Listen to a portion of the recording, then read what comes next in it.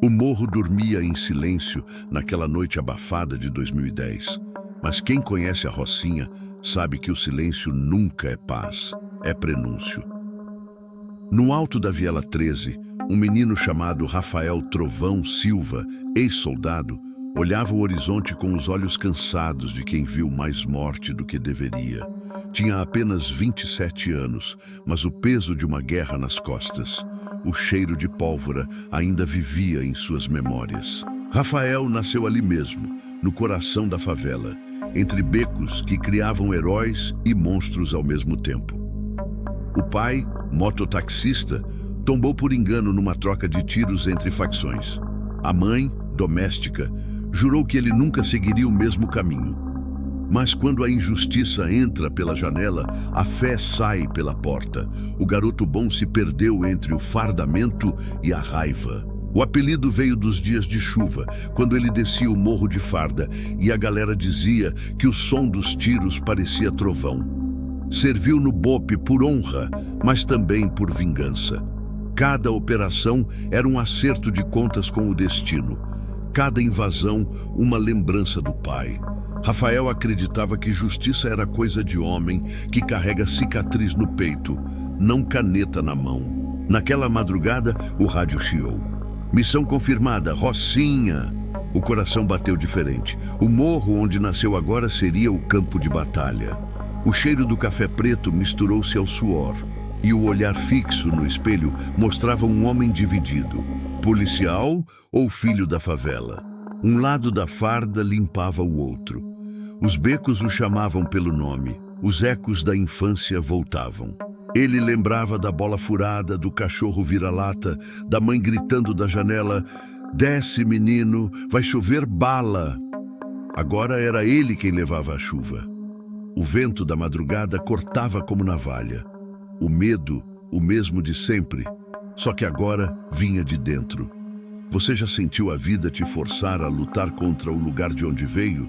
Já perdeu alguém a ponto de mudar quem você é? Comenta aqui.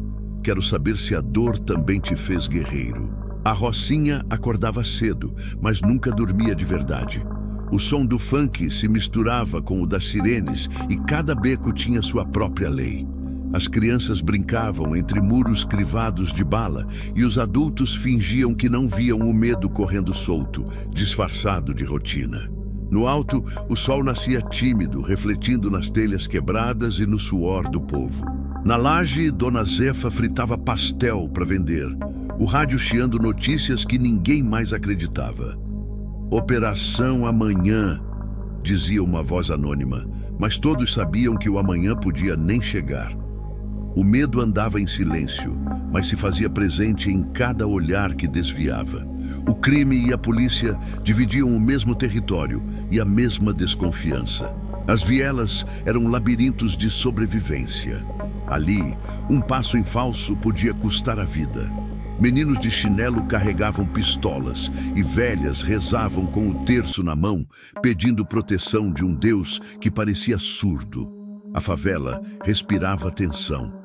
E Rafael conhecia cada canto, cada alma daquele chão que o criou e agora o chamava de inimigo.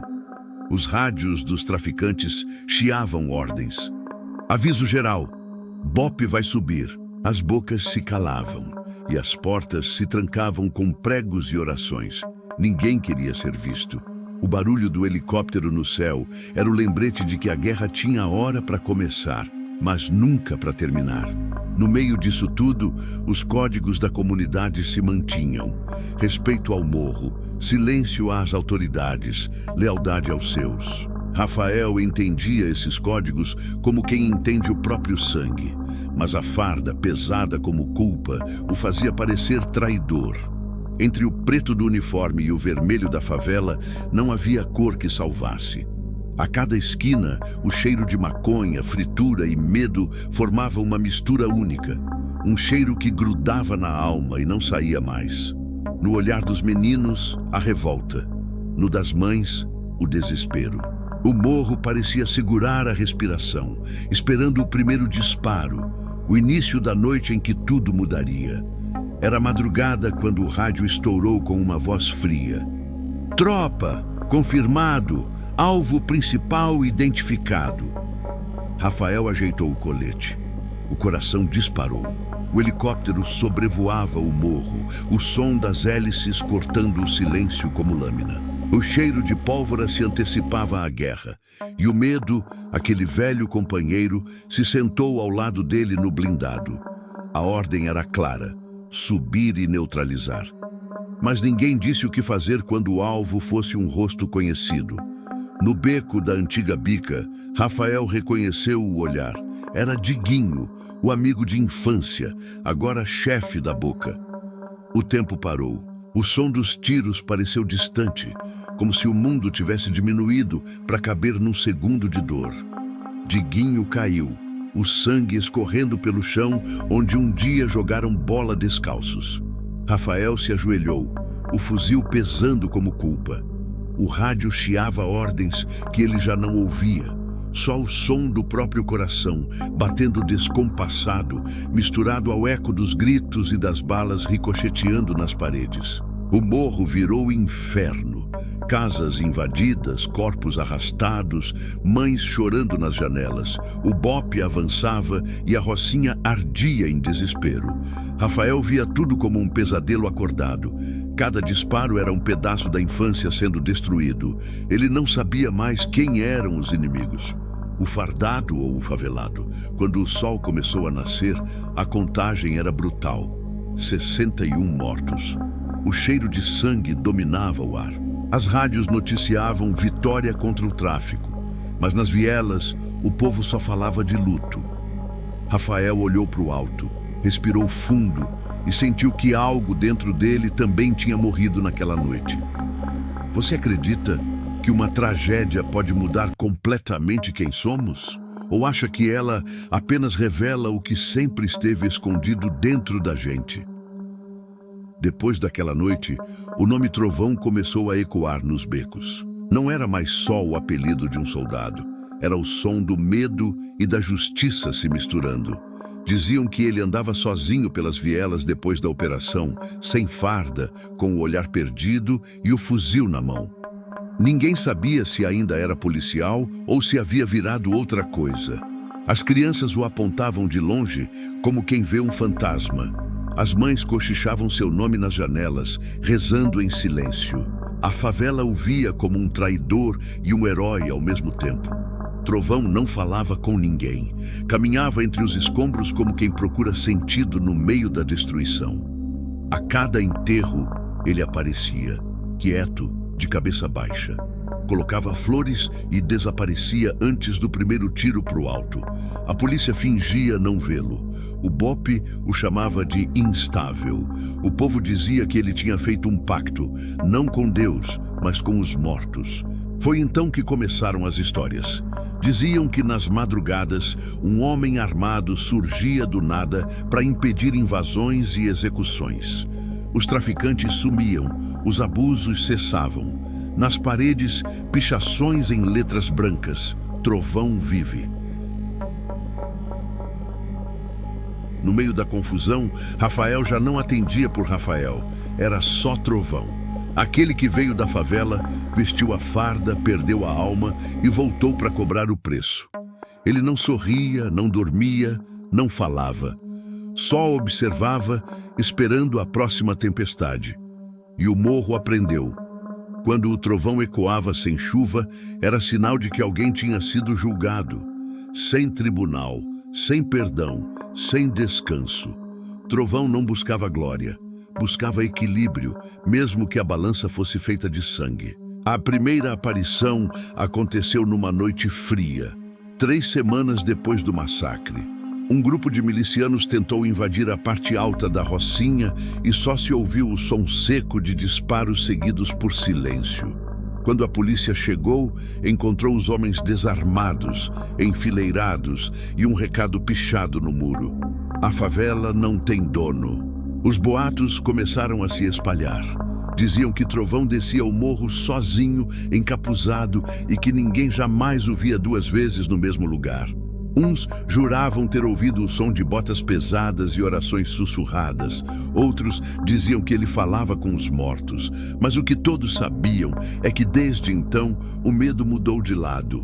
A polícia fingia que era coincidência, que eram ajustes de conta entre bandidos. Mas os moradores sabiam. Era ele. Trovão não agia por raiva, e sim por memória. Cada homem caído era uma lembrança do pai, da infância, da noite em que a justiça se perdeu na fumaça da guerra. Um dia, uma mulher o viu de perto. Disse que ele estava sentado no alto da laje, olhando para o céu, o rosto sujo de fuligem, o olhar cansado. Ela perguntou se ele acreditava em Deus. Ele respondeu baixo: "Acredito, mas acho que ele esqueceu da gente." Depois disso, nunca mais foi visto por ninguém daquela rua. As rádios começaram a contar histórias. Trovão protege o morro. Trovão é o novo inimigo da facção. Trovão é a sombra do Bop. Cada versão alimentava o mito. O nome dele virou sussurro, aviso e oração ao mesmo tempo. A Rocinha tinha um novo guardião. Um que não usava farda, nem respondia a ordens. Você acredita que vingança é justiça? Ou acha que, no fim, a dor só muda de lado, mas nunca vai embora? O mito cresceu rápido, como fogo em barraco de madeira. A cada semana, uma nova história surgia.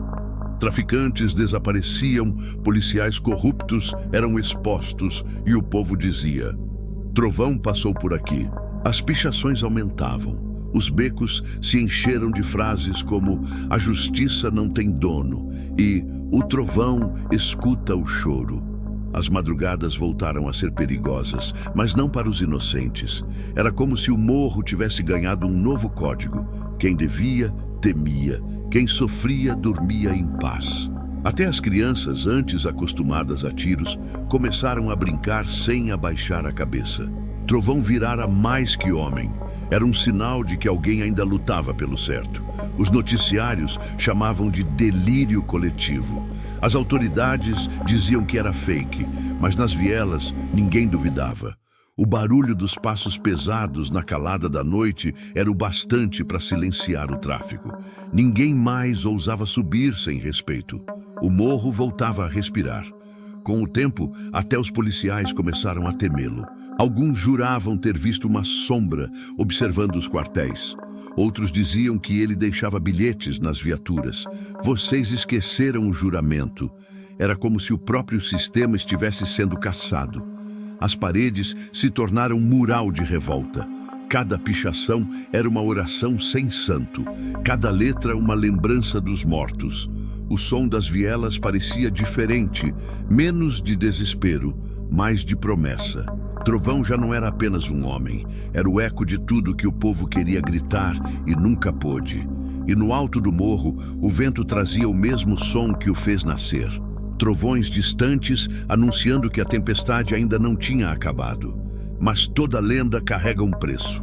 Trovão começou a sentir o peso das vozes que o chamavam de herói e das que o chamavam de assassino. O silêncio que antes o protegia, agora o sufocava. Dormia pouco, com o fuzil encostado na parede e os olhos fixos no teto, ouvindo os ecos das balas que nunca paravam na memória. Numa dessas noites, sonhou com Diguinho. O amigo estendia a mão, o rosto coberto de sangue, e dizia: "Tu virou o que matou a gente." Rafael acordou suando, o peito apertado. Foi até a laje e olhou o morro iluminado por lampiões. Lá de cima, tudo parecia calmo, mas dentro dele a guerra continuava. As pessoas o chamavam de justiça, mas ele só sentia culpa. Cada vida tirada o aproximava mais do abismo. O rosto da mãe, o som da voz dela dizendo "não segue esse caminho", ecoava no fundo da mente. A favela que ele queria salvar o via agora como fantasma. E talvez ele tivesse se tornado exatamente isso. Um dia, encontrou um garoto armado, assustado, com a mesma idade que ele tinha quando perdeu o pai. O menino tremia, tentando parecer forte. Trovão abaixou o fuzil e disse: "Vai embora, moleque, ainda dá tempo de ser outra coisa." O garoto fugiu. Pela primeira vez, Rafael sentiu que talvez ainda houvesse luz dentro dele. Mas o sistema não perdoa quem desafia as regras. O BOPE queria respostas, o tráfico queria vingança. E a favela, cansada, queria paz. Rafael estava no meio, parte de todos, pertencendo a ninguém. O herói virou alvo, o homem virou lenda e a lenda começou a sangrar. Você já teve medo de se tornar aquilo que mais odiava? Já olhou no espelho e não reconheceu o que o mundo fez de você?